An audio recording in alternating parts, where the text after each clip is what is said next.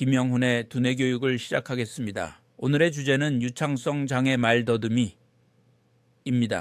유창성 장애는 말의 속도와 리듬에 이상이 있는 것을 말합니다. 소아기 유창성 장애의 가장 흔한 질환은 말더듬이입니다. 여기에서 정신분석학적 이론, 생화학적 그리고 신경학적 가설, 학습이론에 기초한 해석 등이 있습니다. 최근에 말더듬이에 대한 연구를 보면 말의 유창성 발달의 중요성과 유창성 장애로 인한 말 형성의 기능 변화, 말지체나 언어장애의 공존, 정서 및 환경적 요소의 관련성 등이 강조되고 있습니다. 말더듬이는 원인, 경과 및 예후가 다양합니다. 말더듬이는 2세, 4세 사이에 소아청소년과 의사와 말언어 명리학자를 찾게 됩니다. 비록 더 나이 많은 아이에서도 말더듬이가 시작되기도 하는데 이 질환에 대해서는 잘 알려져 있지 않습니다. 주요 증세는 말더듬는 것뿐만 아니라 스트레스에 의한 반응 성취 욕구 등과 관련이 있습니다. 표면적으로는 몇 가지 요소가 함께 작용하고 있습니다. 말더듬는 아이의 말의 패턴을 보면 음이나 단어의 반복, 일정한 소리의 연장, 말하기의 중단 등의 양상을 나타냅니다. 말더듬이는 가족이나 형제에 의해 이상이 발견되고 일부 가족에서는 죄의식과 두려움이 관련되어 있기도 합니다. 말 패턴에 대한 의식과 듣는 사람의 반응으로 인하여 말더듬이는 부정적인 판단을 하게 되고 바람직하지 않은 말 패턴과 말더듬을 피하려고 시도하게 됩니다. 이러한 노력에도 불구하고 말을 더듬게 되므로 아이는 말더듬과 관련된 행동 이상과 자신에 대한 부정적인 이미지를 갖게 됩니다. 말더듬이는 일정한 단계를 거치며 발전하게 됩니다. 학령 정의에는 말더듬이 간헐적이고 피로 흥분도는 의사소통의 압력 등과 관련이 있습니다.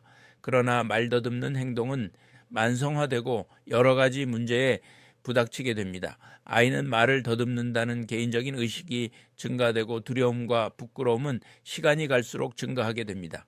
따라서 사춘기가 되면 상황을 피하고 주위 세계와 갈등을 하기도 하고 자신과 의사소통에 대한 태도까지도 변하게 됩니다. 따라서 말더듬이 발견되면 소아청소년과 의사에게 빨리 의뢰하는 것이 중요합니다. 치료할 때는 가족들에게 거짓된 확신을 주어서는 안 됩니다. 말더듬이 아이를 대할 때에는 말더듬의 정도를 결정하고 말더듬에 영향을 주는 사회적, 환경적 요인을 판단하고 유전 문제를 포함한 잠재된 원인을 찾으며 현재의 문제에 대한 최신의 정보를 가지며 말과 성대의 특징을 파악해야 합니다. 이에 더하여 아이에게 필요한 치료법을 결정하는 것이 중요하다.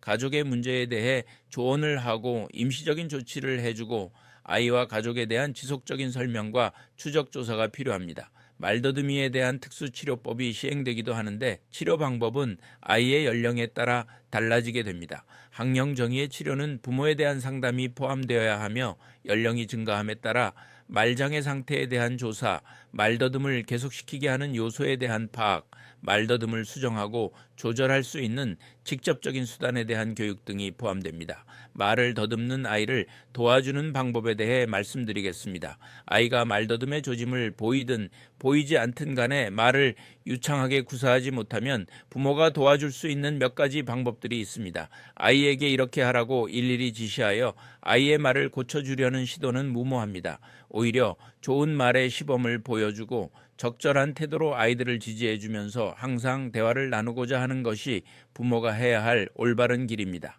여기서 할 수 있는 몇 가지 방법들은 다음과 같습니다. 첫째, 부모 자신이 천천히 그리고 명확하게 말하세요. 특히 부모가 성급한 태도나 바른 속도로 말하는 경향이 있다면 부모가 나를 느리게 하도록 하며 자신부터 말의 속도를 조정해 나가는 것이 중요합니다. 아이가 부모를 모방하는 과정에서 말을 빨리 하는 습관이 서서히 고쳐질 것입니다. 둘째, 추진은 좋은 청취자가 되세요. 아이가 가족에게 무언가 말하려고 할 때는 하던 일을 멈추고 꼭 들어주도록 하세요. 인내심을 가지고 아이의 말을 들어줌으로써 부모가 아이 자신의 말에 관심을 가지고 있음을 피부로 느낄 것입니다. 셋째, 가급적 재미있는 말을 하도록 하세요. 아이와 이야기하는 시간을 더 많이 갖는 것이 중요합니다. 큰 소리로 책을 읽어주거나 이야기를 해준 후에 아이한테 그 이야기의 끝맺음을 해보라고 권해보는 것도 좋은 방법입니다. 그리고 아이가 흥미를 느낄 만한 새로운 노래를 같이 익히는 노력을 합니다. 넷째, 수용하는 태도를 보이세요. 아이가 말을 더듬을 때는 부모가 인내심을 가지고 편안한 태도를 취해야지 감정적으로 반응하는 것은 좋지 않습니다. 아이가 어떻게 말하는가 보다는 무엇을 이야기하는가에 더 흥미를 기울이고 있다는 것을 아이가 알도록 해주어야 합니다. 다섯째, 여주저시아스, 적절하게 반응하여야 합니다. 개별적인 아이들의 개성과 그때 그대의 상황이 다르기 때문에 아이가 극도의 어려움을 겪었을 때에 부모들이 취해야 하는 옳은 반응 방식을 제시하기란 힘듭니다. 만약 아이가 마음이 몹시 상했거나 좌절감에 빠져 있을 때 힘들구나, 그렇지 라고 말하면서 아이의 기분을 달래주는 것이 좋습니다. 그리고 아이가 자기 기분에 대해서 이야기하려고 하면 그렇게 하도록 권장해 줍니다. 아이에게 기분이 어떤지 묻고 아이가 스스로 할 수 있는 최선을 다하고 있으며 항상 어떤 긍정적인 것을 찾고 있다는 사실을 부모는 알아야 합니다. 아이가 생각하는 바를 말할 때 유창하게 제대로 이야기하는가에 주의를 기울여야 합니다. 가능하면 다음과 같은 것들은 하지 말아야 합니다. 1. 아무리 아이가 어려워하더라도 중간에 부모가 끼어들어 말하거나 아이의 말을 중단시키는 것은 절대 금물입니다. 2. 천천히 해라. 깊게 숨을 들이마시고 시작해라. 네가 이제부터 말하려고 하는 것에 대해서 생각해라 하는 따위의 지시적인 말을 가급적 피하세요. 3. 아이에게 다른 사람들 앞에서 이야기해보라고 강요하지 마세요. 4. 아이에게 지나치게 많이 질문하거나 암송하도록 하지 마세요. 5. 아이가 말을 더듬는다고 벌주거나 꾸짖지 마세요. 아이들 또한 부모들이 느끼는 감정을 똑같이 느끼는 인격체임을 명심해야 합니다. 그러므로 부모 자신이 말더듬에 대한 자신의 느낌을 명확히 인식하는 것이 중요합니다. 그리고 아이가 말더듬을 수용하기를 기대하기 전에 부모 스스로부터 그것을 수용하는 태도를 먼저 익혀야 합니다. 말더듬은 그것을 고치도록 도울 수 있는 방법이 많고 희망을 가져도 된다는 사실을 기억하여야 합니다. 아이의 말더듬은 100% 고칠 수 있습니다. 소아신경과 전문의 김영훈 교수였습니다.